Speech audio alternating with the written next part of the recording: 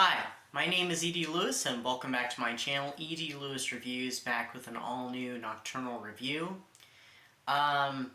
Due to me doing this video on this date, which is July 7th, I'm actually going to have to rearrange my videos, but that's perfectly fine because when you gotta talk about a great book, you gotta set things aside for a little bit, or at least, move your schedule around.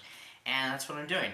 So, the name of the book that I just finished today is Mina and the Undead by Amy McCaw. I absolutely love this book. I cannot tell you how much I have loved it. It is an awesome read. I had a hard time putting it down, and at the same time that I was reading this, I was also reading a Nancy Drew book, which I have a review already filmed, and that will be coming out actually next month. So it's about a girl named Mina, who she comes to visit her sister during the summer. By the way, it's a great summer read.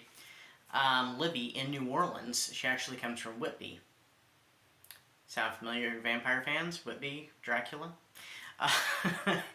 So she comes to visit her sister Libby, and she meets her sister's girlfriend and a few of her sister's friends, and she also learns where she works. She works at this kind of spooky attraction called Mansion of the Macabre, and it's kind of like a spook house in many ways because they have actors, they reenact scenes from horror movies, and it sounds like something that I would definitely love to go to. And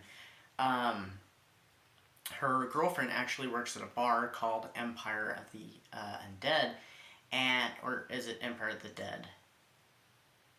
Oh, my brain's not working. I am so sorry for that. I will have the correction down here below. But soon, the series of mysterious murders start happening. These girls end up being attacked, and their bodies just kind of left in these horrific ways. And it seems to all stem from legends, local vampire legends of New Orleans.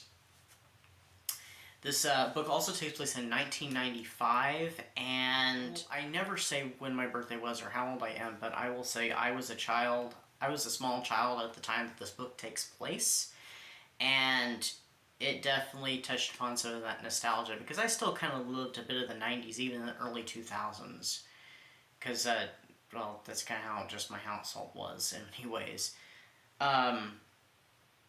So, I definitely recommend this book. It is Gothic, it is a YA book, but it's definitely worth it. And I love how the cover was designed. We have, Be Kind and Rewind, and it says VHS on it, it says Mystery, and on the back it even has a little ticket where it says that, it's like £8. I don't know if you can see that, but I just thought that was awesome. And it even says the genre on it and stuff. It's YA, suitable for fans of Gothic YA murder mysteries, and that's definitely what it is.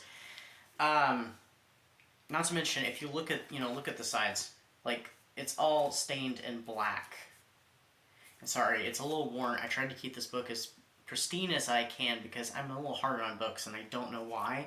So I tried to keep it as pristine as I could, but unfortunately it's wearing just a little bit.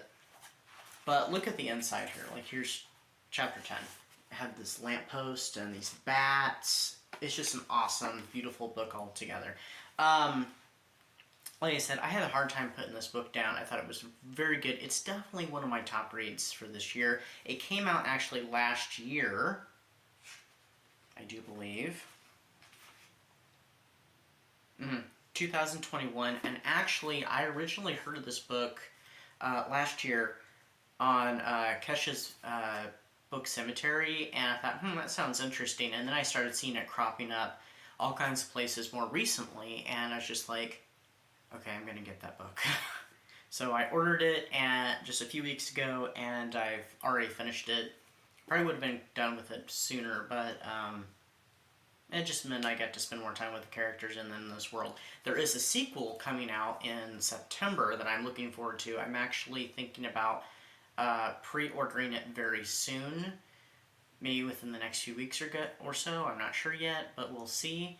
And yeah, so if you're definitely a fan of vampires and you're a fan of stuff like Buffy the Vampire Slayer and kind of the pre-Twilight vampire stuff that went on, fiction and TV shows and movies, I definitely would check this out. It is worth the read, and it's a pretty quick read. This was one of those books that even made me gasp, and if you know me, I don't gasp much. The last book that I gasped at was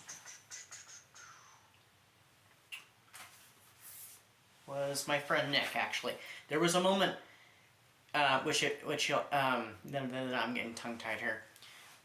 Which if you remember, if you saw that review, I talked about that there was literally moments that I actually literally gasped, and when I gasped, in this case, I full on and cover my mouth and whatnot. I didn't cover my mouth with this one though, but I did gasp on something that happened within the last 100 pages or so. And there was a lot of twists and turns, especially in those last 100 pages. Even in those last 50 to 20 some pages, there was a lot of twists and turns, and it was a wild ride. We'll just keep to that. So anyway, do check this book out. It's an awesome read. I think it's only available in paperback. There might be a digital one, but I don't remember the site where you have to go to get that off the top of my head.